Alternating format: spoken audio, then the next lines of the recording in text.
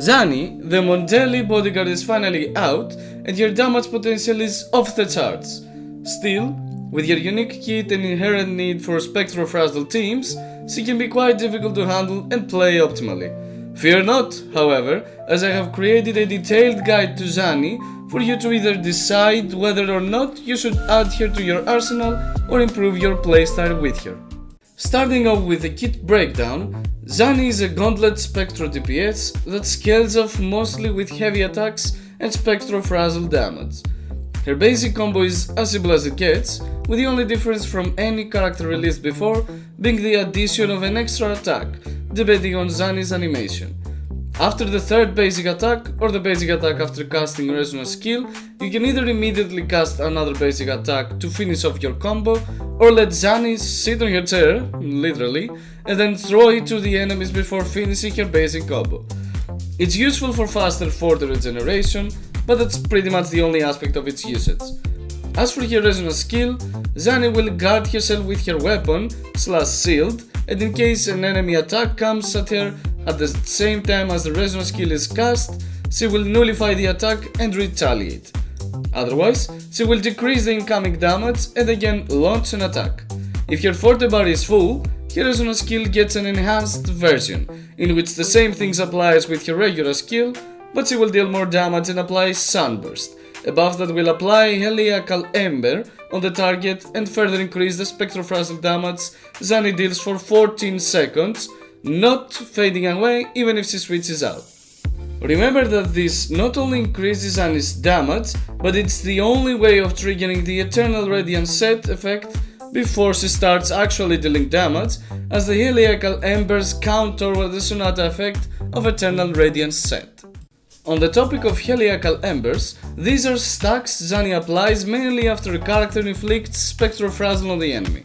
The Spectro fragile stack is immediately consumed and detonates before transforming to Heliacal Ember, which will increase Zani's outro skill damage, even though it won't deal much damage by itself.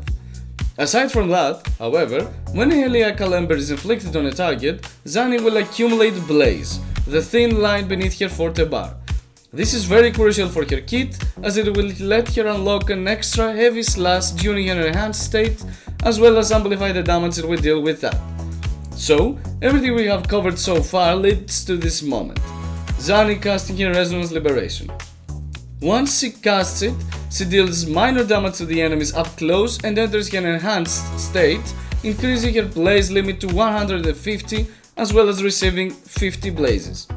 The blaze bar, the one beneath her forte bar, also becomes her actual forte bar, and she unlocks new and enhanced attacks and a finisher. On the new forte bar, you will notice a tick mark. That indicates when Zani can cast her finisher, a big, heavy attack that stops time, which becomes available once Zani has consumed enough of her forte bar to be lower than the tick mark. That, and after a certain period passing with Zani in her enhanced state, are the only ways to cast her finisher. Zani's enhanced attacks are what consumes her forte bar, but they also lead to a heavy smash, which is also amplified based on the forte she consumes to cast the attack, with the maximum damage achieved when she consumes 40 blazes. I know these are a lot of details to grasp all of a sudden, so let's test them out in practice.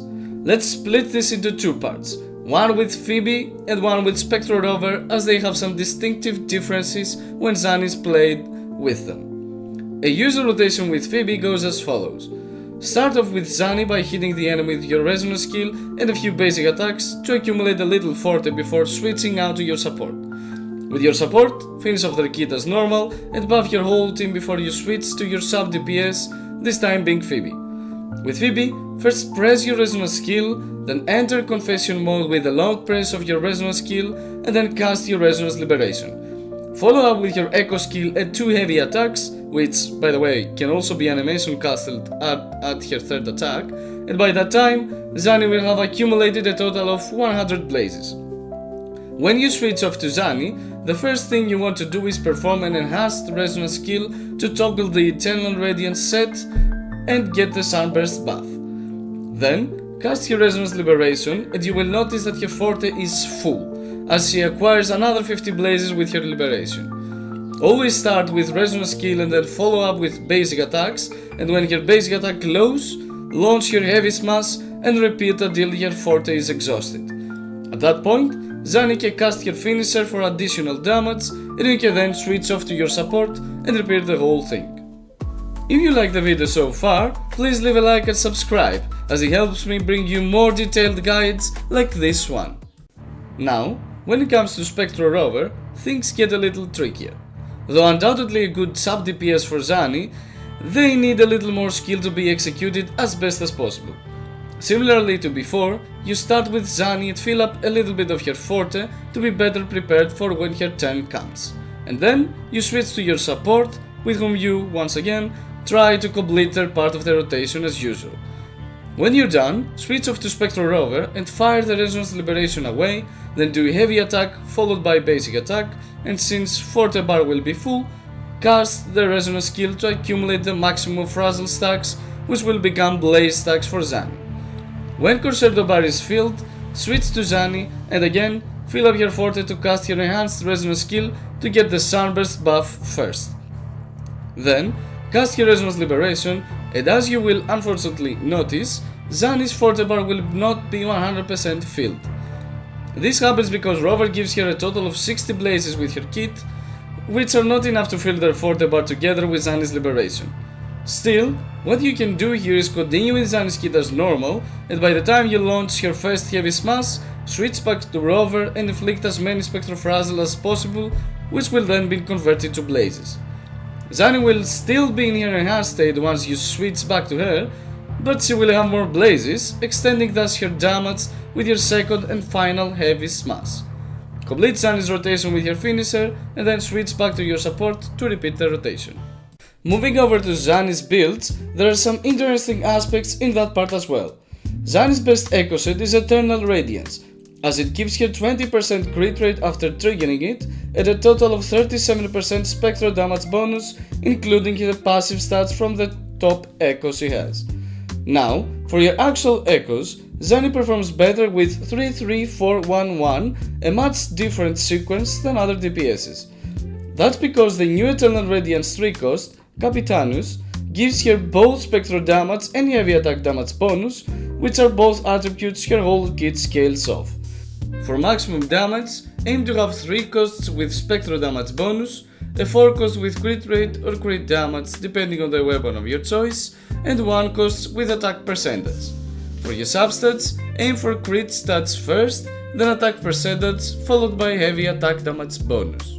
Now, as for Zani's best weapons, her signature is her best choice here, as it grants her attack percentage and a whopping 50% damage bonus, since the weapon increases the Spectro Frazzle damage by the number and Zani's whole kit scales with that.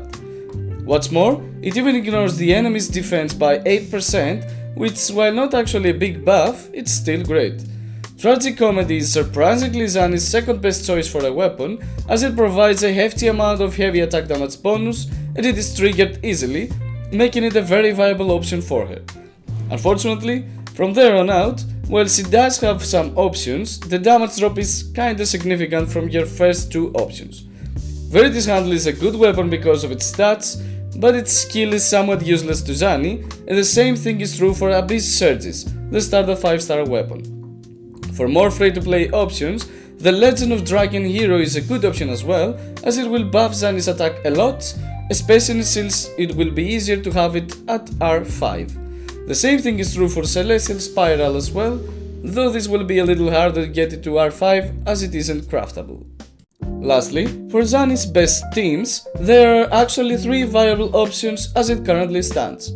As far as we know, Kyakona will also be a Spectro Frazzle enabler, so she might also be a possible teammate for Zani in the future, but for now, she has Phoebe, Spectro Rover, and Mortefi as her best allies.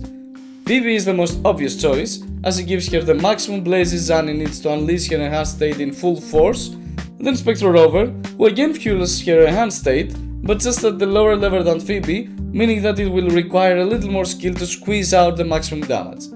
Finally, Mortefi is also quite a good choice as a sub DPS for Zani, as he buffs heavy attack damage bonus a lot, and if you include the buffs from the Moonlit Cloud set as well as Static Mist, it gives her a lot of damage amplification. But, Unfortunately, he can't fuel hell blazes by himself, so you will have to either live with that or replace your support with Phoebe or Spectro Rover. All options are viable, so feel free to use whichever suits you most depending on the characters you have and the skill level required. That's all for today's video. I hope I gave you a detailed overview of Zani's abilities and guided you on how to properly take advantage of her immense strength. Speaking of Wartefy, if you want to take a look at how I tackled Toa with Zani and him, feel free to check the video highlighted on your screen.